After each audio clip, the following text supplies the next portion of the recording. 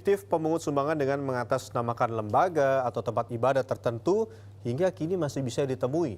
Seperti apa aksi para pelaku meraih keuntungan dari belas kasihan para penyumbang ini? Berikut laporan khas redaksi. Yang penting kan saya nggak nyolong, yang penting ikhlas kalau dikasih mau.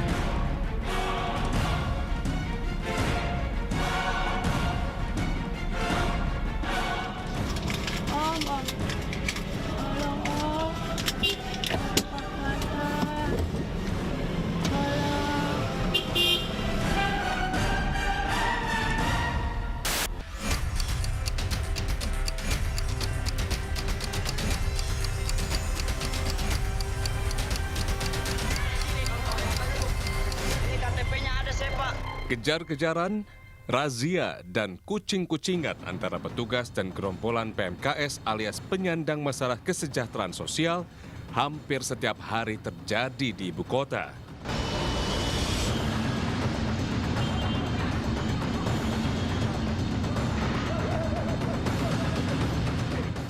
Ratusan orang pengemis dan anak jalananlah yang paling sering menjadi sasaran penertiban ini. Perlawanan sengit mereka yang terjaring pun menjadi pemandangan sehari-hari.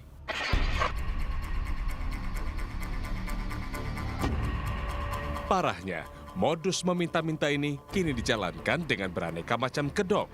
Mulai dari meminta langsung di jalanan, hingga meminta sumbangan mengatasnamakan lembaga atau tempat ibadah tertentu.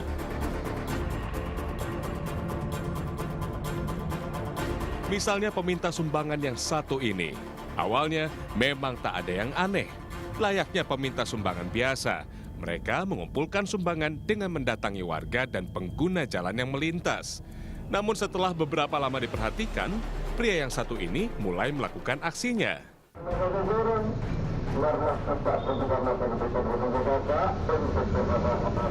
Aksi memungut sumbangan ini diduga kuat hanyalah kedok belaka alias fiktif. Tak jelas sumbangan ini dialamatkan untuk siapa dan dipergunakan untuk apa.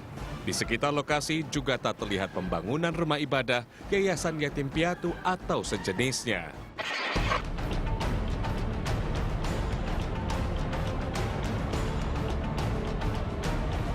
Tak hanya di satu titik, di lokasi lain aksi peminta sumbangan lainnya dilakukan dengan mengedarkan jaring.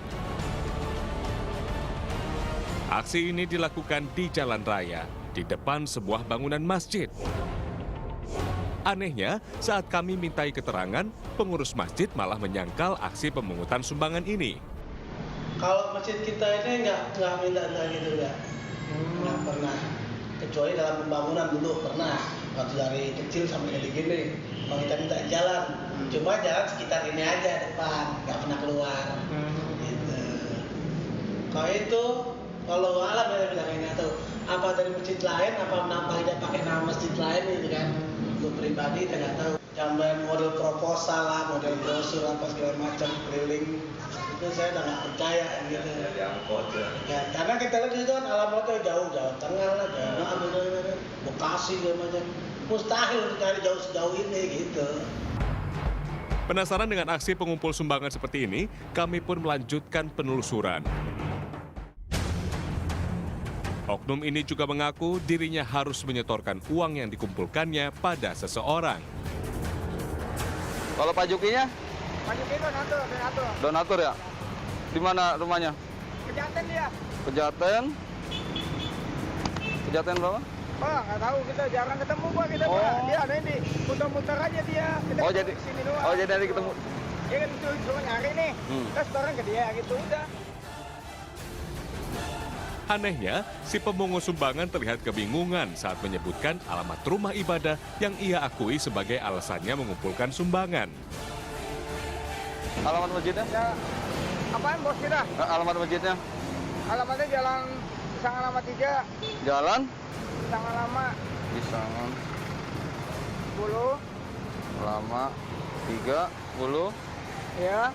Terus? RT 18. 18. RW 05. Menguji kebenaran pernyataan si pemungut sumbangan, tim redaksi mencoba menelusuri ke alamat yang disebutkan tadi. tapi kami tidak menemukan satupun rumah ibadah yang sedang direnovasi. Pak, permisi memang tanya. Kalau jalan Pisangan Lama itu mana ya, Pak? Ini Pisangan Lama 3 ya. Ini semua dari tim 1, 2, 3. Pisangan Lama berapa ini? RT 18, RW 9. Oh gitu. RT 18 di bawahnya nggak ada. Kalau ini alamatnya nggak ada berarti, Pak? Nggak ada itu, mana alamatnya begitu. Kalau RT 18 itu ada? Oh, nggak ada juga sih, nggak ngerti deh kalau RT 18 kok sampai sebanyak itu. RW 9? Ya itu nggak ada. Kecurigaan kami pun terbukti. Alamat yang disebut ternyata alamat palsu. Warga setempat pun memastikan tidak ada rumah ibadah yang sedang direnovasi. Modus lainnya yang kami temukan adalah peminta sumbangan dengan modus menyodorkan proposal pembangunan rumah ibadah. Sumbangan sejenis ini pun dikoordinir seorang pengepul sebagai panitia. Banyak yang ibaratnya proposal bodong itu banyak. Itu banyak juga yang keliling. Banyak juga yang keliling. Yang keliling ini bawa gini banyak juga. Dari itu yang pengurusnya gitu. Kan ada yang ngordinir gini. Iya. Ada koordinator. Ada. Ntar kita itu store sama dia gitu. Proposal itu pun hanya properti semata. Si pengumpul bahkan tak tahu isi proposal yang dibawanya, termasuk lokasi yayasan atau rumah ibadah yang namanya tertera dalam proposal. Ya kalau ditulisannya sih tahu, tapi mestinya bener ada apa enggak tahu juga, kurang tahu juga. Tak mengherankan karena proposal ini memang hanya akal-akalan saja. Dalam satu hari, seorang pemungut sumbangan fiktif mengaku bisa mengantongi 30.000 hingga ratusan ribu rupiah. Herannya, mengemis dengan modus pengumpulan sumbangan masih saja lestari hingga kini. Meski penindakan telah berkali-kali dilakukan, para pengemis musiman yang kebanyakan datang dari luar kota ini biasanya datang ke ibu kota di saat tertentu, seperti bulan puasa Ramadan dan hari-hari besar. Kalau yang dari Jakarta itu malah nggak terlalu banyak ya. Ini mayoritas dari luar penduduk Jakarta. Mungkin bisa dikatakan wilayahnya itu wilayah Pantura ya. Yang tadi mungkin bisa dilihat itu dari Cirebon, Indramayu, itu ada di sini. Penasaran dengan perjalanan mereka, kami pun menyambangi sebuah wilayah unik berjuluk Kampung Pengemis di Brebes, Jawa Tengah.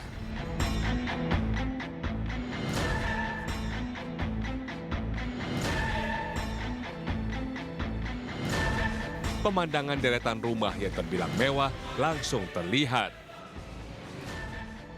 Ya ada, tapi ada enggak aja.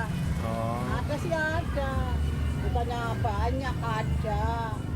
Banyak tuh rumah mewah yang profesinya ngemis, Mbak. Banyak. Iya emang banyak, Pak. Ya? Keren ya? Hebat ya? Iya, berjaga loh. Tapi orang sininya pada tahu semua. Pada tahu, tapi ya diem aja sih. Penasaran dengan aktivitas warga desa, kami mencoba mengikuti salah seorang warga yang tampak terburu-buru mengejar bus.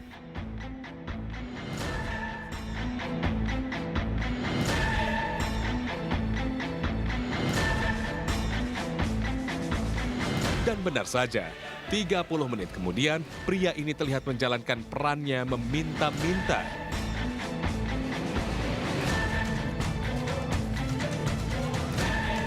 Pria yang tadi terlihat segar bugar, kini memasang tampang lesu saat menyodorkan tangan meminta belas kasihan. Saat ditanya, ia berpura-pura sulit bicara. Kalau rame dapat berapa? Ya rame ya. 200.000. Sehari itu.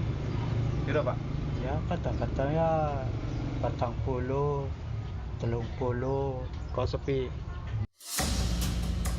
Para pengemis juga banyak beraksi di jalan-jalan, pasar, hingga alun-alun kota.